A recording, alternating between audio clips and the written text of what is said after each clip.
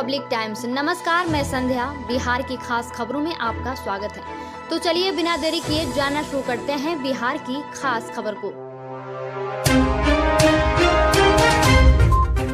नेपाल में हुई भारी बारिश के बाद बिहार में कोसी नदी ने रौद्र रूप धर लिया है। नदी का जलस्तर 2,69,150 क्यूसेक बढ़ते क्रम में दर्ज किया गया है। यह जलस्तर इस साल का सर्वाधिक जलस्तर है, लेकिन अक्टूबर माह में 1968 के बाद पहली बार इतना अधिक पानी कोसी नदी में आया है। इससे पहले 5 अक्टूबर 1968 को कोसी नदी का सर्वाधिक डिस्चार्ज 7.88 लाख आया था। वहीं वर्ष 1973 में अक्टूबर माह में 13 अक्टूबर को 4.01 लाख क्यूसेक जलस्तर को पार किया था। पानी के दबाव को देखते हुए बराज के 42 गेट खोल दिए गए हैं।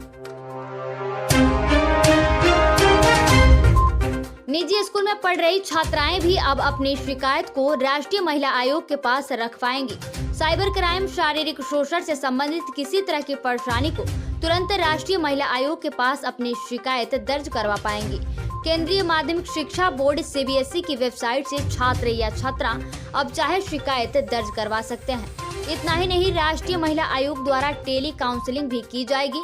इसके लिए हेल्पलाइन नंबर 7827170170 भी जारी किया गया है। अगर किसी को इमरजेंसी होगा तो 112 नंबर पर कॉल कर सकता है।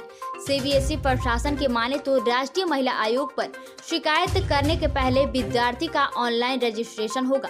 इसमें नाम, मोबाइल नंबर, ईमेल आईडी के साथ अपनी बातें लिख कर देना होगा। एक बार रजिस्ट्रेशन होने के बाद राष्ट्रीय महिला आयोग द्वारा खुद ही संपर्क किया जाएगा। हाजीपुर के लालगंज प्रखंड की घटारो दछड़ी पंचायत के बूथ संख्या 193 पर गोलीबारी हुई है।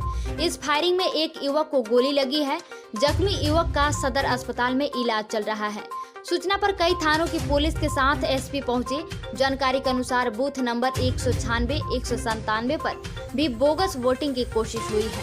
मतदान कर्मियों और मजिस्ट्रेट के साथ मारपीट की सूचना है।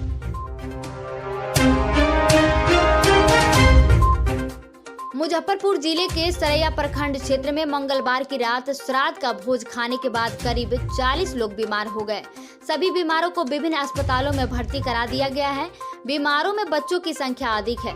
अब तक की जानकारी के अनुसार इलाज के क्रम में एक बच्चे की मौत हो चुकी है, जबकि कुछ की हालत गंभीर बताई जा रही है। पुलिस सूत्रों के अनुसार रुपौली गांव निवासी गणेश महतो की पत्नी फूला देवी की कुछ दिन पहले मौत हो गई थी। इसी मौके पर मंगलवार की शाम श्राद्ध कार्यक्रम का भोज था। इनमें बड़ी संख्या में गांव के लोग ने भोज खाया। भोज खाने के बाद देर रात एक एक कर लोगों के पेट में दर्द की शिकायत हुई। इनमें अधिकतर बच्चे थे।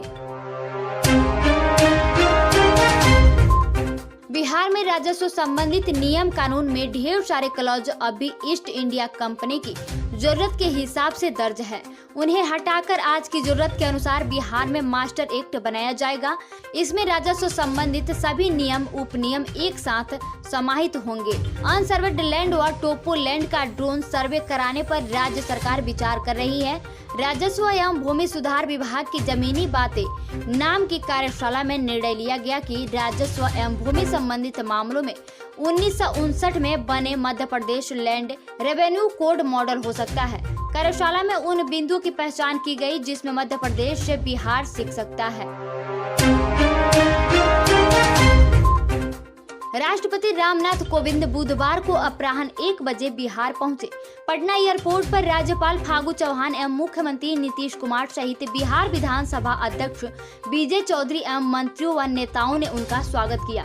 वे गुरुवार को बिहार विधानसभा भवन के शताब्दी समारोह में बतौर मुख्य अतिथि शिरकत करेंगे। राष्ट्रपति का बिहार से गहरा नाता रहा है। 8 अगस्त 2015 से 25 जुलाई 2017 को राष्ट्रपति बनने तक वे बिहार के राज्यपाल रहे थे।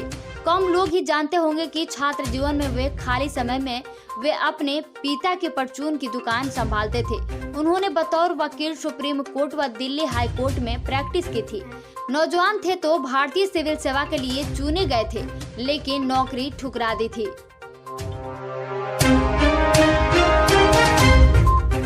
राज्य में प्रारंभिक शिक्षकों के 94,000 पदों पर पंचायत चुनाव तक ग्रहण लग गया है। राज्य निर्वाचन आयोग ने आदर्श आचार संहिता प्रभावी रहने की वजह से छठे चरण के तहत प्रारंभिक शिक्षक अभ्यर्थियों की काउंसलिंग पर रोक लगा दी है। इससे पहले 20 अक्टूबर को शिक्षा विभाग ने प्रस्ताव भेजकर बचे हुए 1368 नियोजन इकाइयों में 12,500 पदों के लिए अभ्यर्थियों की काउंसलिंग शुरू करने की अनुमति आयोग से मांगी थी। उक्त तस्वीरें जो आप भीड़ की देख रहे हैं, ये कोई पंचायत चुनाव में नामांकन भरने के लिए नहीं खड़ी है। ये सभी लोग प्रवासी मजदूर हैं जो दुर्गा पूजा के उपरांत अपनी छुट्टी पूरा कर कोलकाता वापस लौट रहे हैं। बुधवार को सिमुलतला रेलवे स्टेशन के टिकट काउंटर के पास यह नजारा देखने को मिला। 03030 down Mokama Howrah special express train के लिए टिकट लेने वाले प्रवासी मजदूर काफी अफरा तफरी करते देखे गए। सहरसा में सोमवार की रात से शुरू हुई चित्रा नक्षत्र की बारिश और तेज हवा से खरीफ की फसल को भारी नुकसान पहुंचाया है। जिस धान को किसान एक पखवाड़ा बाद काटने की तैयारी में थे, वह तैयार पौधा खेतों में गिर पड़ा है, जिसके खड़ा होने और धान को बचाने की संभावना बहुत कम बची है। सोमवार की रात से बुधवार 10 बजे तक जिले में 168.72 मिलीलीटर वर्षा रिकॉर्ड किया गया, जो जिले के सामान्य वर्षापात से काफी अधिक है।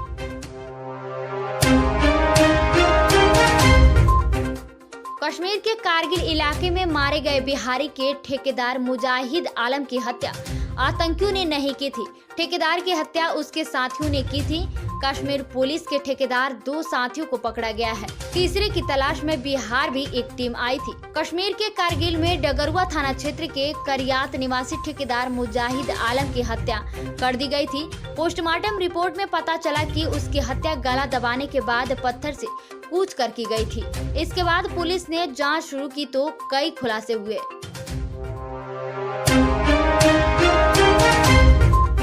सासाराम से पंचायत चुनाव के प्रचार के दौरान हिंसा की खबर आ रही है। घटना विक्रमगंज प्रखंड के शिवपुर पंचायत के वरुड़ा गांव की है। एक मुखिया प्रत्याशी की स्कॉर्पियो कार को ग्रामीणों द्वारा जला दिया गया है। इस दौरान 20 राउंड फायरिंग की सूचना है। पुलिस ने 5 से 6 लोगों को हिरासत में लिया है। गांव में भारी संख्या में पुलिस बल को तैनात कर दिया गया है। डीएसपी शशिभूषण सिंह खुद मौके पर कैंप कर रहे हैं। विक्रमगंज थाना की पुलिस उपद्रवियों की तलाश में छापेमारी कर रही है। भभुआ की दुर्गावती नदी में नहाने के दौरान एक दूसरे को बचाने के चक्कर में 3 युवक डूब गए। इनमें दो की लाश मिल गई है, एक की तलाश हो रही है। नदी में 3 युवकों को डूबने की खबर जंगल में आग की तरह फैल गई। कुछ ही देर में 2 युवकों का शव दुर्गावती नदी के गुड़सरवा शिव घाट से बरामद हो गया। डूबने से मरने वाले युवकों में रामगढ़ मार्केट के सुनील गुप्ता का पुत्र अभिराज गुप्ता 18 वर्षीय व हरेंद्र यादव का पुत्र चंदन यादव बताया जाता है। डूबे तीसरे युवक की पहचान नहीं हो सकी है। वहीं बंदीपुर गांव के एक युवक की मौत विद्युत करंट की चपेट में आने से हो गई। घटना से प्रखंड क्षेत्र में सनसनी है। हर तरफ कोहराम मचा है। पहली घटना सुबह के 10 बजे रामगढ़ बक्सर रोड पर बंदीपुर पेट्रोल पंप के पास हुई। नई गाड़ियों की तुलना में 15 साल पुरानी गाड़ियों का फिटनेस प्रमाण पत्र लेने और रजिस्ट्रेशन कराने में वाहन मालिकों को अब अधिक पैसे खर्च करने होंगे। प्रदूषण कम करने और सड़कों से 15 साल पुरानी गाड़ियों को हटाने के लिए फिटनेस व रजिस्ट्रेशन शुल्क में 3 से 12 गुना तक की वृद्धि की गई है। केंद्र सरकार की ओर से जारी स्क्रैप पॉलिसी के बाद गाड़ियों को बढ़ा हुआ रजिस्ट्रेशन व फिटनेस शुल्क तत्काल प्रभाव से लागू कर दिया गया है। पुरानी गाड़ियों को रखने और उससे स्क्रैप कर नई गाड़ी लेने के लिए फिटनेस शुल्क में काफी अंतर रखा गया है। अगर कोई पुरानी मोटरसाइकिल को स्क्रैप कर नई गाड़ी लेंगे तो मैनुअल चलाने वाली मोटरसाइकिल में मात्र 400 तो सेल्फ वाली मोटरसाइकिल में मात्र 500 रुपये देने होंगे। वहीं अगर कोई 15 साल बाद भी मोटरसाइकिल चलाना चाहते हैं तो उन्हें फिटनेस प्रमाण पत्र के लिए 1000 रुपये देने होंगे।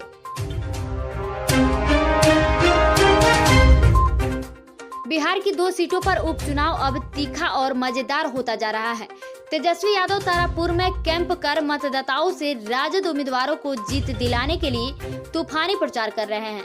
इसी दौरान उनकी एक तस्वीर वायरल हुई जिसमें वो मछली मारते दिखे।